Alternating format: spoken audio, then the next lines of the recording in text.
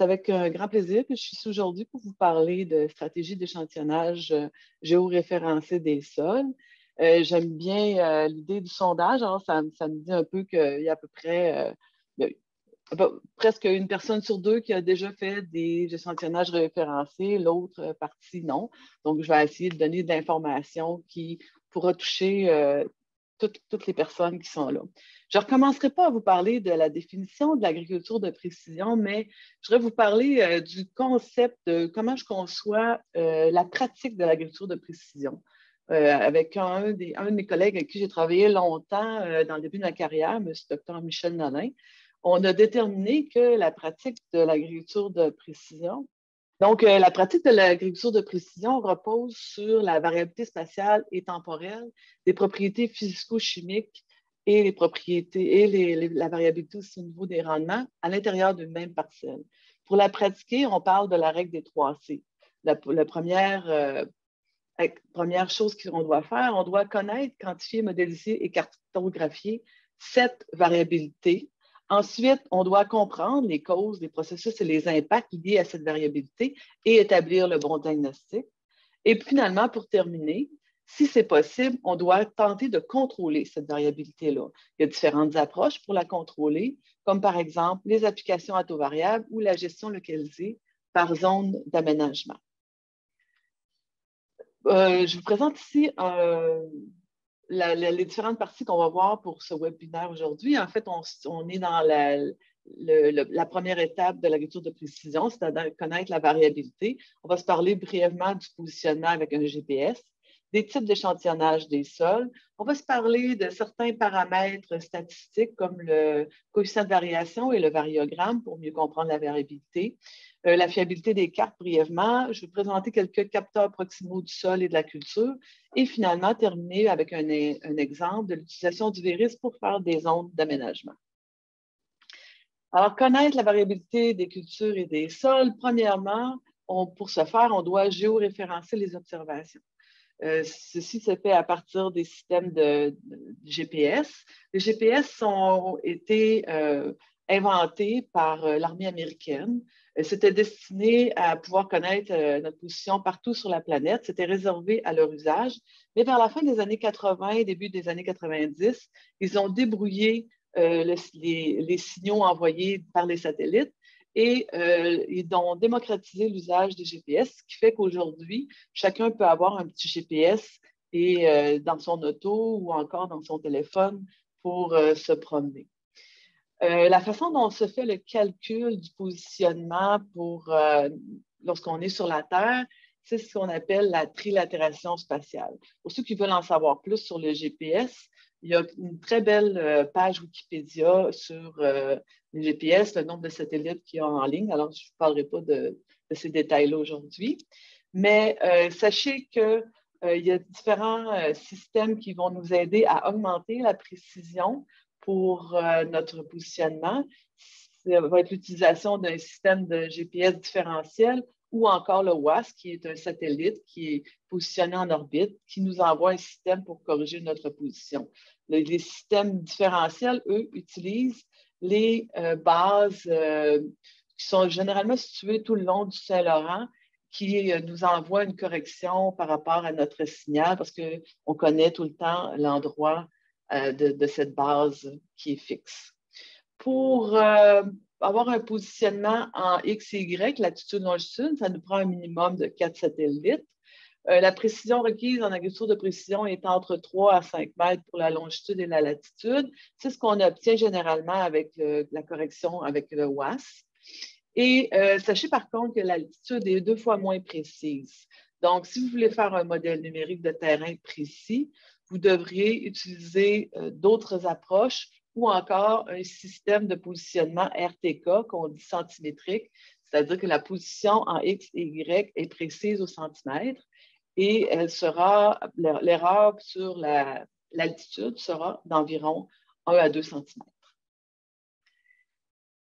Maintenant, l'échantillonnage des sols. On va parler de stratégie d'échantillonnage des sols, mais j'aimerais d'abord rapporter à votre mémoire qu'il existe un guide d'échantillonnage qui nous qui nous aide à préparer la planification, comment on va prendre notre échantillon au sol, comment on va le préparer pour l'envoyer au laboratoire. C'est un fascicule qui est publié par le CRAAC, qui est disponible.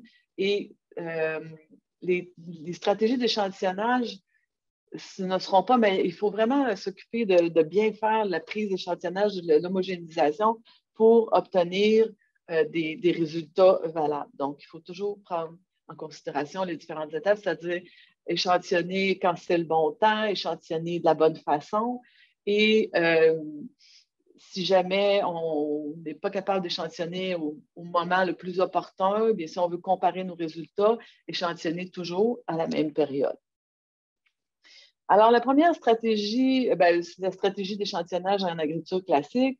Ça consiste à prendre un échantillon composite de 15 à 18 points dans le champ et ce qu'on va obtenir, on va obtenir une teneur moyenne pour l'ensemble du champ. C'est ce que vous connaissez tous, une seule valeur pour l'ensemble du champ.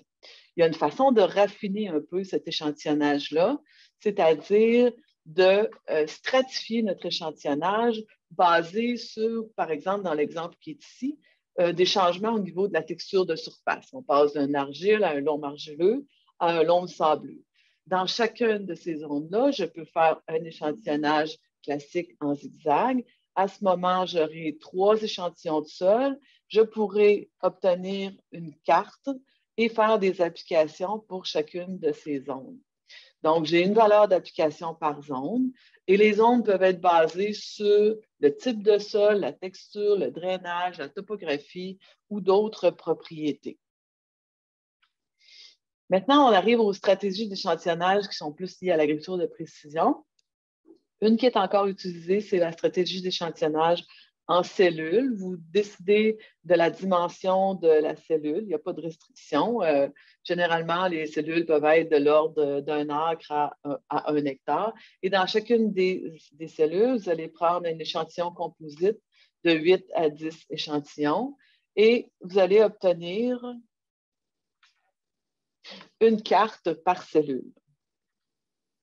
Donc, vous avez une valeur par cellule, vous avez une gestion localisée de la variabilité spatiale et vous pouvez faire une application autovariable avec ce type d'échantillonnage. L'échantillonnage un peu plus classique, c'est l'échantillonnage par grille. Vous avez ici une grille régulière.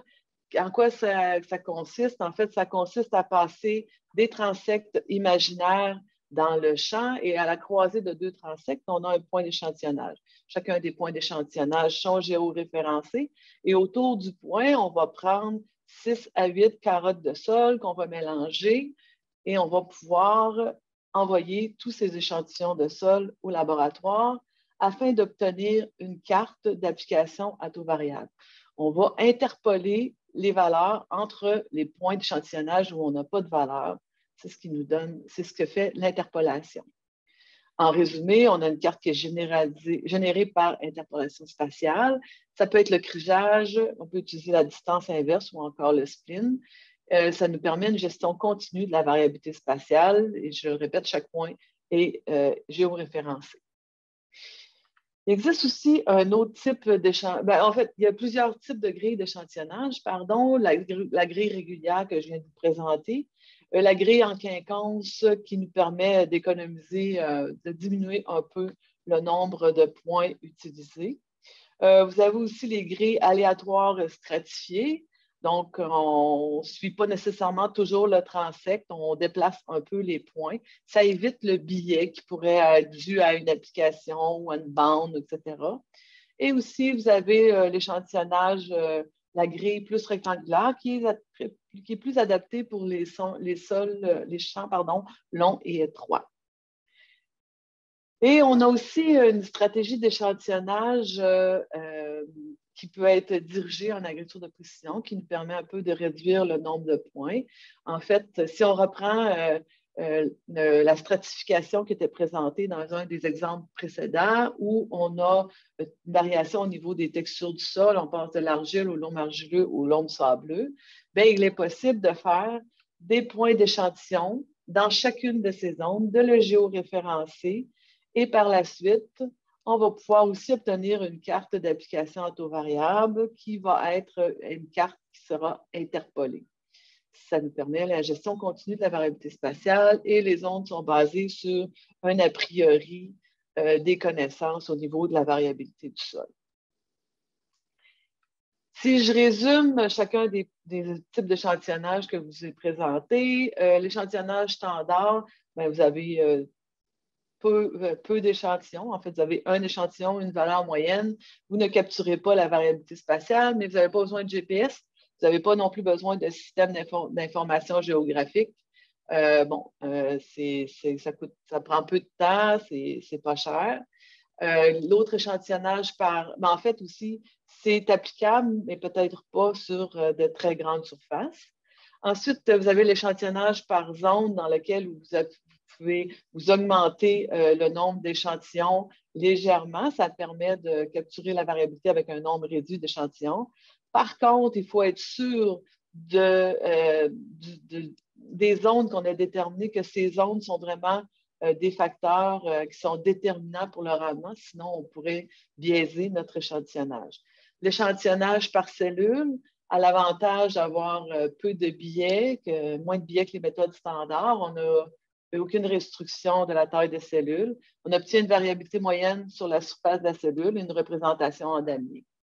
L'échantillonnage par point, c'est la meilleure caractérisation de la variation sur le terrain. Ça nous donne un modèle plus réaliste des sols sous-jacents. Ça nécessite des échantillons rapprochés et aussi une analyse supplémentaire pour développer la carte de prescription. Et il y a le mode hybride que je vous ai présenté qui va aussi capturer les ondes de plus grande variabilité avec un peu moins de points d'échantillonnage ou de cellules. Et comme désavantage, ça prend une connaissance préalable de la variabilité qui est requise. Comment faire une grille d'échantillonnage concrètement? Bon, pour ce faire, vous devez avoir un système d'information géographique qui peut être du type QGIS ou ArcGIS, ou encore un système d'information géographique pour la ferme, qu'on appelle, par exemple, des logiciels qui sont fournis par les différentes entreprises qui fournissent des services en agriculture de précision. Vous devez avoir le contour de votre champ et par la suite, vous allez devoir définir le nombre d'échantillonnages que vous voulez faire et le type d'échantillonnage que vous voulez faire selon vos objectifs. À titre d'exemple, je vous renvoie à voir un petit vidéo de 5 minutes qui vous fait la présentation d'un logiciel et de toutes les possibilités d'échantillonnage que je vous ai montrées. Maintenant, si on se parle un petit peu de la précision et la fiabilité des cartes, bien, ça va dépendre de la qualité de l'échantillonnage. Alors, avant de se rendre au champ, il est très important de bien planifier notre stratégie d'échantillonnage. On doit utiliser les informations qui sont à notre disposition. Les cartes de sol, si vous avez des cartes de rendement, des photographies aériennes, des cartes de conductivité électrique, il faut les utiliser. N'hésitez pas à utiliser InfoSol pour avoir l'information sur vos sols. Donc, c'est primordial. Pourquoi on veut faire un échantillonnage des sols? Bien, on veut connaître la variabilité. Il y a des paramètres statistiques qui vont nous identifier à connaître la variabilité, qui seront le CV et le variéogramme. On veut aussi être capable de localiser la variabilité, donc de faire des cartes de fertilité. Et par la suite, de générer des cartes d'application à taux variable pour tenter de gérer cette variabilité. Quelle est la variabilité des sols? Quelle est sa nature et sa composition? Elle est principalement de deux natures. On a d'abord une variabilité aléatoire. C'est un modèle qui est inconnu, qui est lié à l'erreur d'échantillonnage et à l'erreur de mesure, par exemple, à notre grille d'échantillonnage. Et on a la variabilité systémique, celle qu'on veut modéliser, qui peut être de type temporel ou de type spatial. Lorsqu'on parle des sols, proprement dit, ils ont deux types de variabilité. Une variabilité intrinsèque qui est liée aux facteurs de formation, la topographie, le matériel parental, les effets du climat, l'arrochement, les processus physico-chimiques, et aussi une variabilité extrinsèque qui, elle, va être plus liée à l'action de l'homme, liée à l'aménagement des terres, aux travaux de mise en culture, aux pratiques culturelles, à l'application des intrants. Bon, on me pose souvent cette question-là. Est-ce qu'il existe une règle? Combien d'échantillons je dois prendre quand je fais un champ? Les études qu'on a faites ont démontré qu'il faut adapter la densité d'échantillonnage à l'intensité de la variabilité spatiale des sols. Comme indicateur, je vais vous proposer le coefficient de variation, ainsi qu'à la structure d'organisation spatiale de la variabilité. Et à ce titre, on va regarder un peu qu'est-ce que la portée va nous indiquer avec un exemple. Alors, dites-vous que il y a eu une tendance à avoir une norme dans l'industrie en Amérique du Nord à un échantillon par hectare. Sachez que cette norme n'est pas toujours adaptée à la complexité pédologique rencontrée dans certaines régions du Québec. Je m'explique par là. Si vous êtes dans la plaine de Montréal, vous avez un champ de 20 à 25 hectares qui présente une seule série de sols.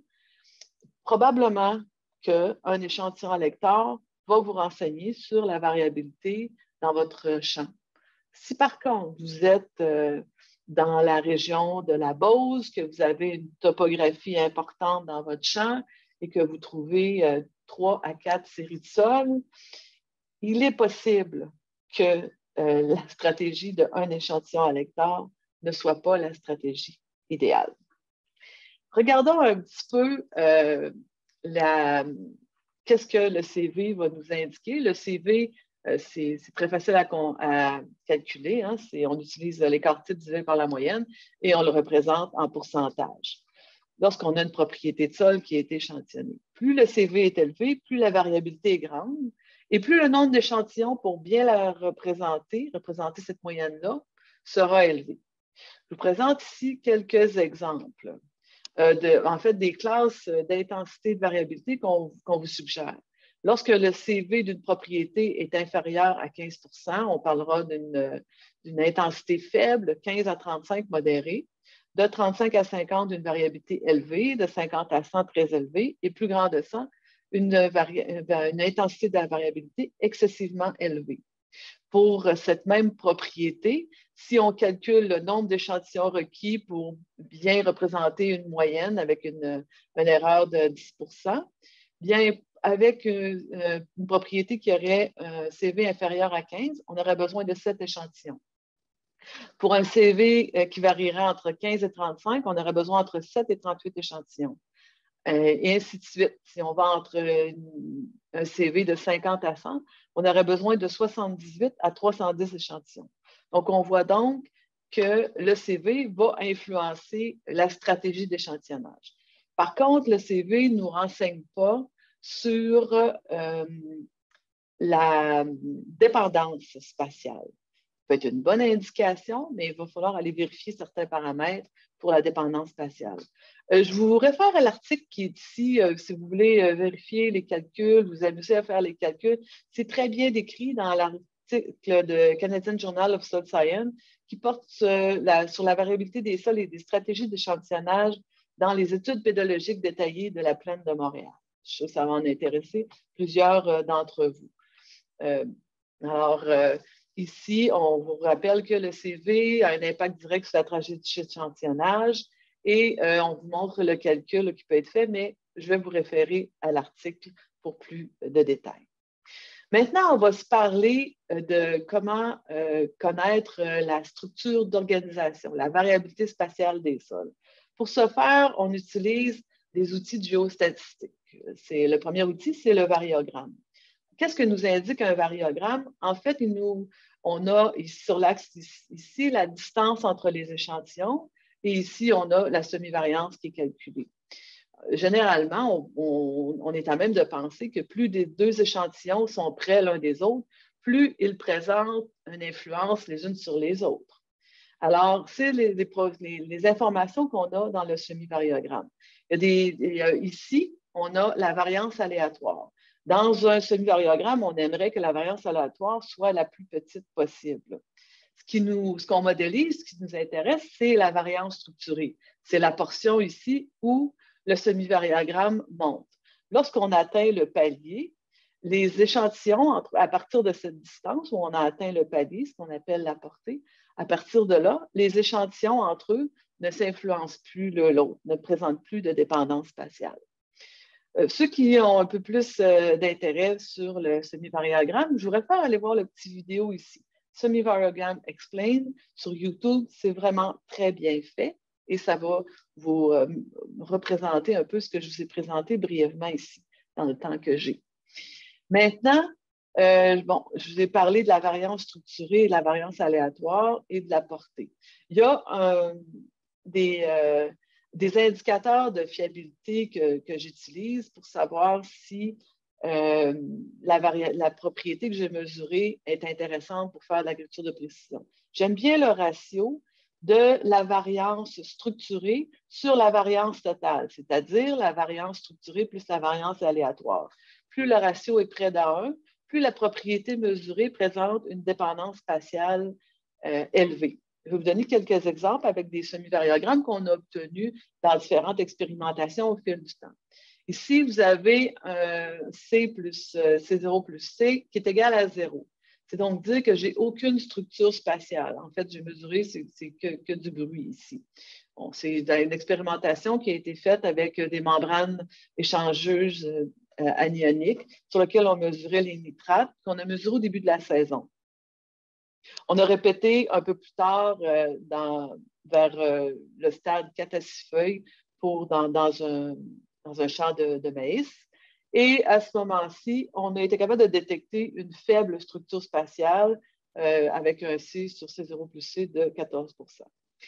Si on regarde par contre une autre propriété, comme le degré de saturation de phosphore dans une autre expérimentation, mais on voit qu'on a une structure spatiale qui est modérée. Donc, c'est plus intéressant.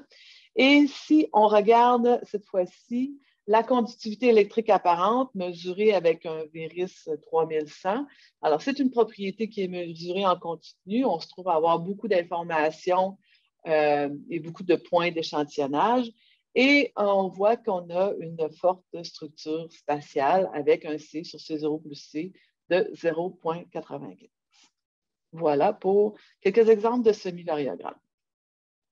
Maintenant, à l'aide d'une étude comparative qu'on a faite dans 4 champs, on va regarder quel est l'impact du CV sur différentes propriétés et quel est l'impact de la portée, à quoi peut nous servir la portée. Alors, le premier champ, c'est un champ de 24 hectares dans la région de Saint-Hubal, où on avait procédé à l'application en taux variable de résidus de papetière dans une rotation soya, pommes de terre, blé panifiable. Le deuxième site est un site situé dans la plaine de Montréal, Saint-Antoine-sur-Richelieu, une rotation de maïs, grains, soya, céréales sur un site de 12 hectares. Le troisième site était situé à Saint-Laurent-Île-d'Orléans. C'est une rotation de crucifères, carottes, céréales, engrais verts, un champ de 6 hectares. Et le dernier, c'est un champ à Sainte-Croix-de-Lobinière sur lequel on a fait une expérimentation d'application en taux variable de phosphore et de potassium dans la pomme de terre sur un champ de 2 hectares.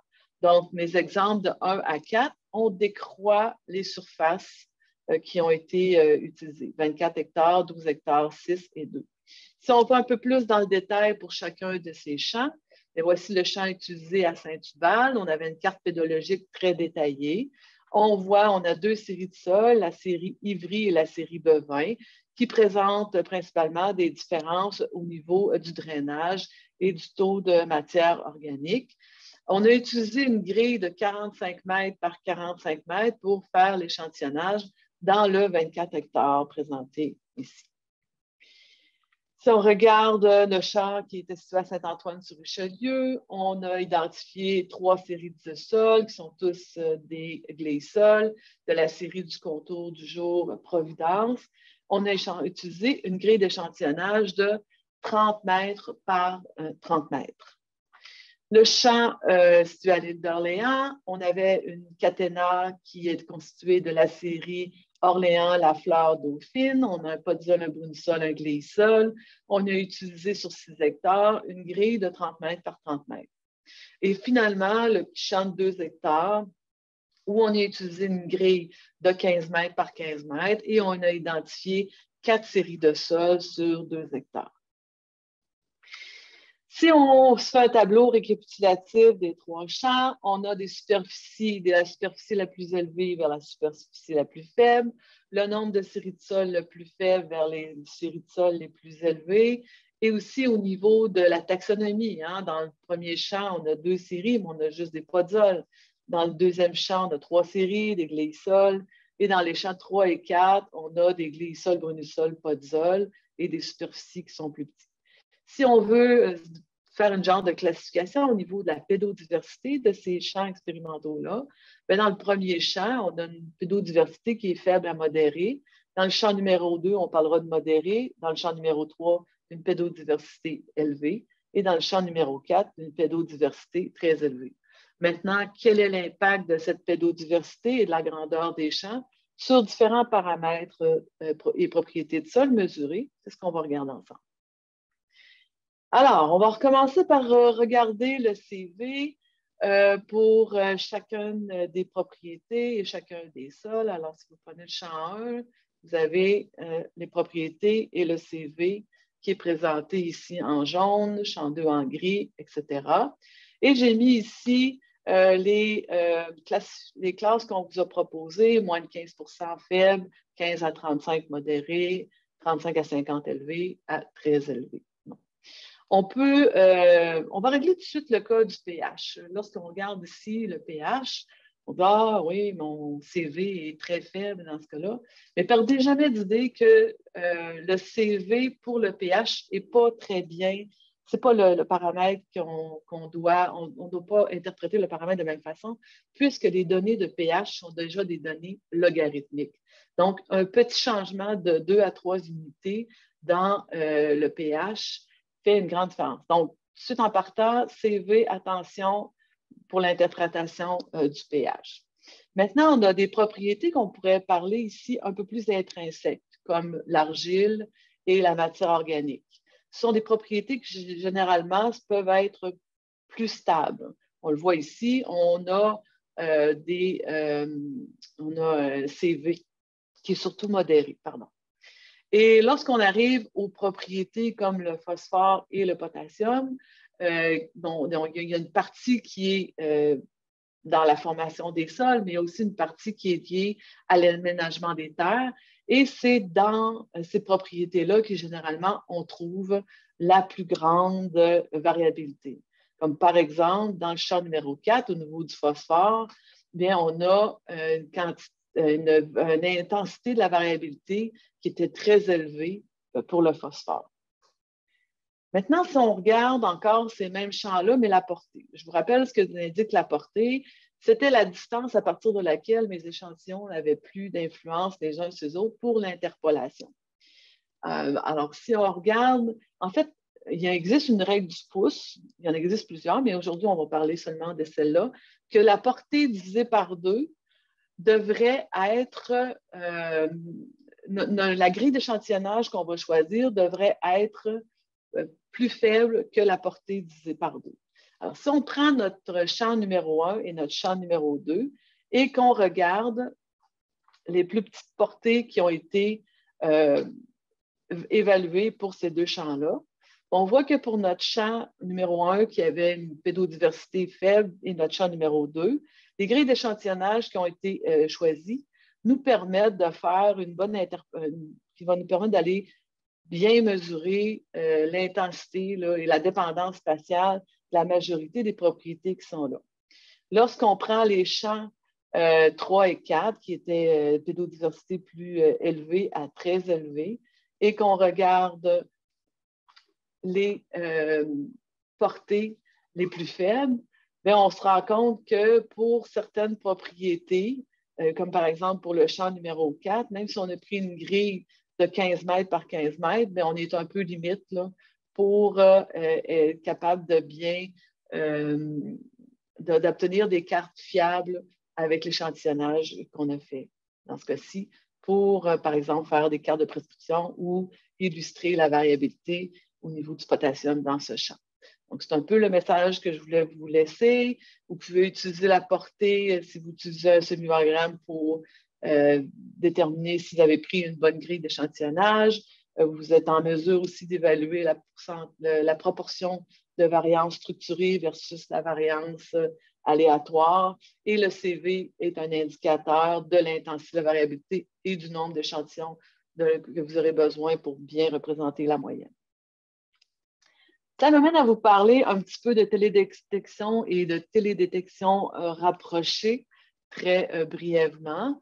En fait, il existe des capteurs électriques ou des capteurs électromagnétiques. Ces capteurs-là sont généralement reliés à la texture, l'humidité, la salinité, la teneur en matière organique et la profondeur du sol. Il existe des outils commerciaux qui sont le Geonyx, le Dualem et le Veris et sûrement d'autres.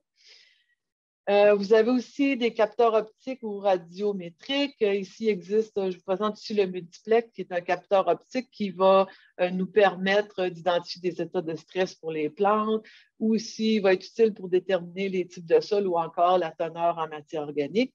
Et vous avez ici le sol optique qui émet un rayon gamma qui mesure les éléments thorium, potassium, uranium et césium dans le sol, et avec lesquels ils ont déterminé qu'il y avait de très bonnes relations, par exemple, entre le thorium et le taux d'argile dans les sols.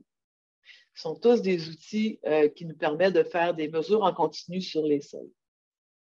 Il existe aussi des capteurs de propriétés physico-chimiques des sols en temps réel, comme par exemple, avec un Veris, vous pouvez en même temps mesurer le pH. Ça va vous donner une lecture d'environ 10 lectures par hectare du pH. Donc, c'est une des possibilités.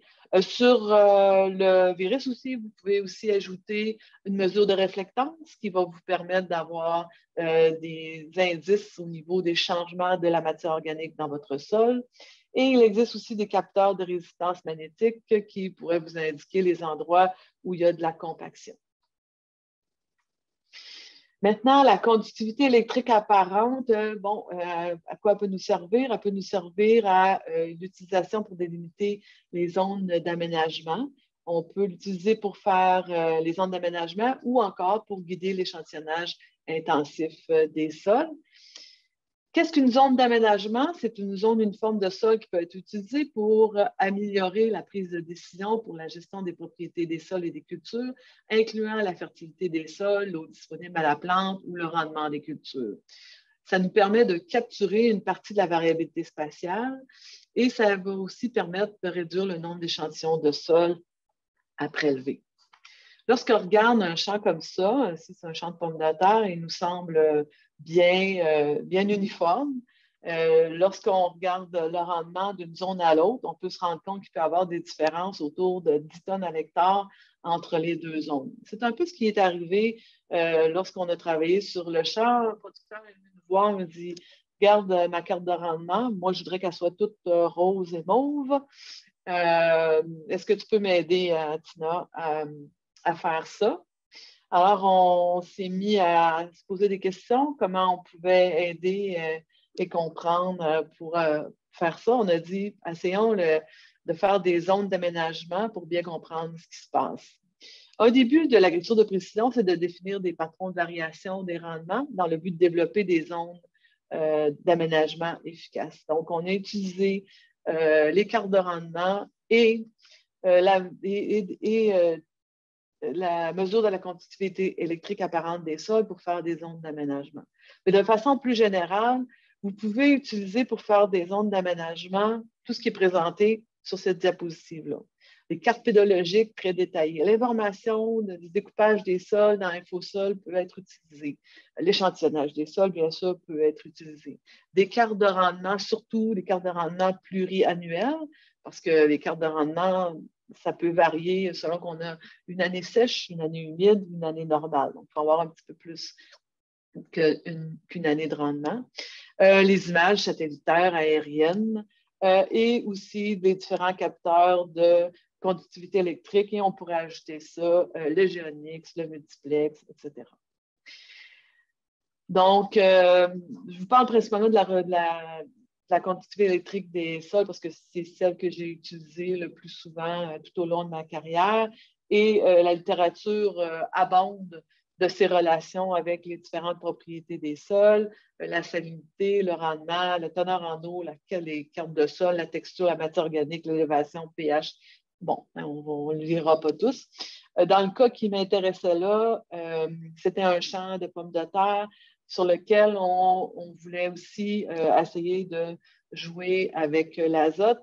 Le fait qu'on avait de bonnes relations avec la teneur en eau, la texture, la matière organique et l'azote déjà d'identifier avec la conductivité électrique apparente nous disait que bon, ben, c'est peut-être un bon outil qu'on pourra utiliser pour faire des zones de gestion spécifiques là, pour déterminer des doses spécifiques pour chacune des zones. Mais juste pour alors, la question qu'on s'est posée, est-il possible d'utiliser la conductivité apparente pour délimiter les zones d'aménagement dans la culture de la pomme de terre? On a utilisé les deux outils, le Geonyx, le Viris. Chacun présente ses avantages et ses inconvénients. Le Geonyx n'a pas besoin de contact avec le sol. Le Viris, ce sont des disques qui sont enfoncés dans le sol. Le Viris nous donne deux mesures en même temps. Une de la surface, c'est à peu près environ 0,30 cm, et les disques externes ont un nombre de pénétration plus grande, donc de 0 à peu près à 100 cm de profondeur. Et la même chose avec le Geonyx, il existe des modèles qui vont nous donner différentes profondeurs ou encore un dualème. Alors, avec les propriétés de la conductivité électrique apparente et des algorithmes de K moyenne, on a déterminé des zones d'aménagement. Dans le cas qui est ici, on a déterminé que ce champ avait deux zones d'aménagement qui étaient optimales pour la culture de la pomme de terre. La zone qui est située ici en jaune, qui avait en moyenne sur 3 ans 6 tonnes à l'hectare de moins de rendement pour la pomme de terre, et celle en bleu ici, qui était la zone la plus productive. Alors, une fois qu'on a déterminé ces zones d'aménagement-là, bien, il est possible d'aller les caractériser par un échantillonnage dans chacune des zones de points géoréférencés. Et avec chacun 10 points dans chacune de ces zones, bien, je suis capable de vous indiquer quelles sont les principales caractéristiques de ces zones d'aménagement. Donc, on a établi que la zone qui produisait plus avait un taux de matière organique plus élevé, que les sables qui étaient présents étaient plus fins, l'eau disponible était plus élevée, c'était des glissols par rapport au pas de sol. Donc, voilà, on a ramené l'utilisation de stratégies d'échantillonnage dans les zones d'aménagement en utilisant des capteurs proximaux. C'était l'exemple que je voulais vous présenter pour ceci. En résumé, parce qu'on va terminer sur ça, le message que je veux vous laisser, toujours bien planifier son échantillonnage selon l'objectif poursuivi. Par exemple, je veux faire une carte de prescription, quelle est ma propriété, c'est une propriété qui varie beaucoup, pas beaucoup. L'étape numéro 1, ça me prend l'accessibilité à un SIG, je dois avoir mon contour de champ. L'étape numéro 2, je dois choisir ma stratégie d'échantillonnage, sera-t-elle en cellule, en point, en zone, hybride, et réaliser l'échantillonnage toujours selon les normes proposées dans le feuillet du CRAAC. Et je vous rappelle, un mauvais échantillonnage ne vous donnera jamais une meilleure carte, même si vous avez un nombre très élevé d'échantillons. Alors, merci à tous. Alors, merci beaucoup, Mme Cambouri. Je pense que c'était très concret et pertinent. Donc, j'ai plusieurs questions qui sont entrées. Donc, si vous êtes prête, on va y aller avec les questions. Là, je vais peut-être vous ramener au départ un peu là, de la présentation parce qu'il y avait des questions concernant le coefficient de variation. Donc, il y avait des questions qui se demandaient, est-ce que c'est possible de connaître la variabilité des sols avant de les échantillonner? Dépendamment dans quelle région vous vous trouvez, si vous consultez l'étude que je vous ai présentée qui porte sur les Nolin Caillé, qui porte sur la plaine de Montréal, qui utilise en fait, ils ont pris les différentes cartes de sol de la plaine de Montréal et tous les échantillons qu'ils ont faits, et ils ont établi justement une variabilité là, pour certaines propriétés. Mais déjà, a priori, si vous êtes capable de voir que dans votre champ, déjà en allant consulter que vous avez plusieurs séries de sols, déjà, ça va pouvoir vous indiquer que vous allez sûrement avoir une plus grande variabilité au niveau de vos propriétés de sol. Donc, ça serait ma réponse pour cette question. OK. Puis, je ne sais pas si vous l'aviez déjà répondu, mais il y avait une personne qui se demandait c'est quel paramètre qu'il faut vérifier le coefficient de variation? Bien, quel paramètre il faut vérifier? En fait, ce que je vous présentais dans la présentation, c'est que le coefficient de variation vous indique l'intensité de la variabilité. Donc, plus l'intensité est élevée, plus pour représenter une bonne moyenne, vous allez devoir avoir un nombre d'échantillons élevé. Mais je ne suis pas sûre exactement que c'est ce que la personne voulait savoir. Okay. Je vais peut-être inviter la personne à communiquer avec moi si elle veut me donner des précisions sur cette question. Ou peut-être reformuler, reformuler là, pour nous dans le Q&A. On va vous inviter à le faire. Peut-être, oui. OK. Il y a une autre question qui demandait si c'était possible de caractériser la nature des sols nus du haut des airs en utilisant un algorithme de réflectance ou infrarouge, un peu comme le fait le NDVI pour les végétaux. Oui, il existe des indices pour les sols qui vont nous permettre de, par exemple, avec la couleur du sol, la réflectance, de voir les variations au niveau des sols dans le champ. Moi, j'utilise des outils de télédétection rapprochés, plus comme les capteurs, mais tout ce qui est satellitaire, ce qui se développe, l'hyperspectral, le multispectral, il existe dans la littérature des indices que vous pouvez aller voir dans la littérature scientifique qui vont pouvoir vous être liés par ce qui est lié à l'humidité du sol, lié à la matière organique des sols, par exemple. OK, parfait. Ici, il y avait une question, c'est concernant les capteurs de résistance physique, comment se compare une carte réalisée par un tel équipement à une carte de vitesse d'avancement produite lors d'un travail de sol? Ben, si je comprends bien la question, j'imagine qu'on peut utiliser ces capteurs-là en faisant du travail du sol, j'imagine. Je ne sais pas exactement où on veut aller avec la question. En fait, ce genre d'outil-là existe, est disponible. Et pour prendre des mesures, c'est sûr qu'il va y avoir une dent qui va rentrer dans le sol et qui va mesurer la résistance au fur et à mesure qu'on avance, mais ça va être mesuré sur une vitesse constante. C'est-à-dire, si on avance à 5 km/h dans le champ, la résistance à telle profondeur va s'enregistrer avec le positionnement, puis on va obtenir une carte. Alors, je ne sais pas si c'est le genre de... On n'a pas beaucoup de détails sur les questions, mais pour le moment, ce serait la meilleure réponse que je pourrais donner. OK, parfait. De toute façon, si la personne veut préciser, là, je vous inviterai à me le formuler dans le Q&A. Même chose, puis on y reviendra par la suite. Il y a une personne qui demande, est-ce qu'il y a possible de trouver des algorithmes de télédétection sur sol nu?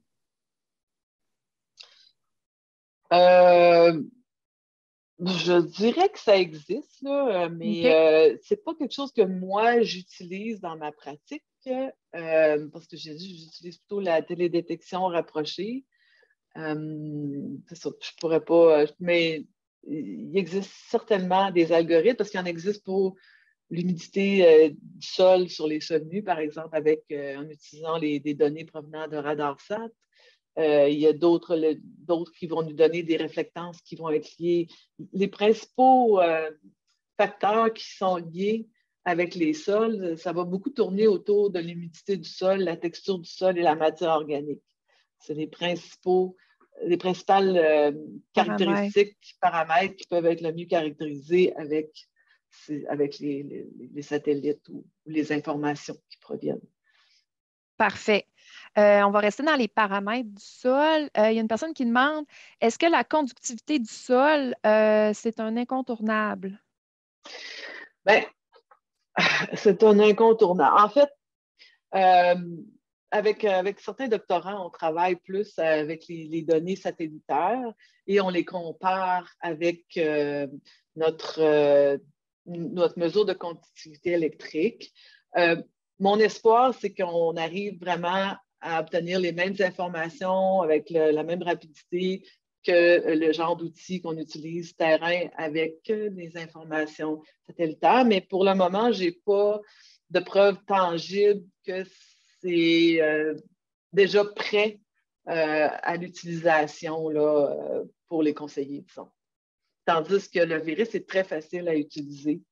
Puis, toujours, ça dépend toujours de vos objectifs, de ce que vous voulez faire. Hein. Je veux dire, j'ai peut-être un peu un biais parce que je suis en recherche et moi, j'aime bien l'utiliser pour après comprendre les relations avec les propriétés que j'ai mesurées dans le champ. J'aime bien l'approche par zone d'aménagement qui me permet de capturer une partie de la variabilité, ensuite de caractériser ces zones-là, de peut-être traiter ces zones-là de façon spécifique pendant quelques années parce que j'ai déterminé qu'elles étaient appropriées, par exemple, pour faire des applications à taux variable d'azote.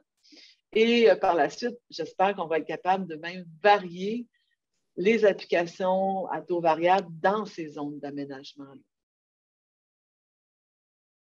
OK. Maintenant, je me demande si vous n'y avez pas répondu, mais est-ce qu'on peut utiliser seulement une carte multispectrale par satellite pour identifier les zones? Bien, la carte multispectrale, en fait, ce qu'elle va vous donner, c'est que vous avez une certaine étendue de mesures de réflectance sur certains nanomètres. Puis, si les indices de sol qui vous intéressent, vous avez les longueurs d'onde qui vous intéressent, vous allez être capable de calculer. Mais tout ça dépend de l'outil que vous avez utilisé. Donc, l'idée, c'est d'aborder c'est quoi ces indices de sol-là qui vous intéressent, comment on les calcule et si l'outil que vous utilisez vous donne vraiment toutes les longueurs d'onde que vous avez besoin pour faire vos cartes. Oui, il est possible qu'il existe des outils, mais comme je n'ai pas de précision, qu'il existe des outils multispectrales, mais si je n'ai pas de précision sur les genres d'indices que vous voulez, c'est difficile de dire exactement lesquels. Mais, donc, ça dépend de vos objectifs. Oui, c'est ça. Mais c'est ça. Mais je vous rappelle que ma spécialité, ce n'est pas la télédétection. C'est vraiment Parfait. OK. Puis, peut-être il y a quelqu'un qui se demandait si vous aviez abordé ou des expériences dans vos recherches là, qui abordaient les sols organiques. Non, désolée, je n'ai pas travaillé du tout sur la variabilité spatiale des sols organiques. Je pense qu'il y a d'autres groupes qui travaillent sur ça. Principalement, je pense que tous les travaux faits par le Dr. Jean Caron sont réalisés en tout cas, je pense qu'ils ont plusieurs projets là, qui travaillent sur ça, des sols organiques.